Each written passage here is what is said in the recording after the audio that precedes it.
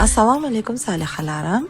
Snickersli pirojnigimizni tayyorlashni boshladik. Tuxum oqiga ozgina tuz qo'shib, oppoq penka holatiga kelguncha ko'pirtiramiz va oz-ozdan shakar qo'shamiz. Tuxum sarig'i qo'shamiz. Quruq mahsulotlarni qo'shib, yengil aralashtiramiz. Listga kalka qog'oz solib, sariyog' surib olamiz va biskvitimizni solib tekislaymiz. Pishirib oldik.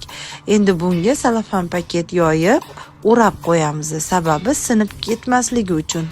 Qaymoq, saxarli pudra, kakao qo'shib mikserlaymiz. Biskvitimizga suramiz.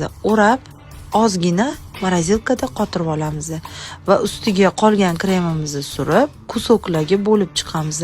Endi ustiga shokoladning ganajini tayyorlaymiz. Shokolad, qaymoq mikrovolnovkada eritib olamiz va maydalangan yer yong'oq qo'shib olamiz va pirojnilarimizdan ustiga quyib chiqamiz va xohishga qarab yasatamiz.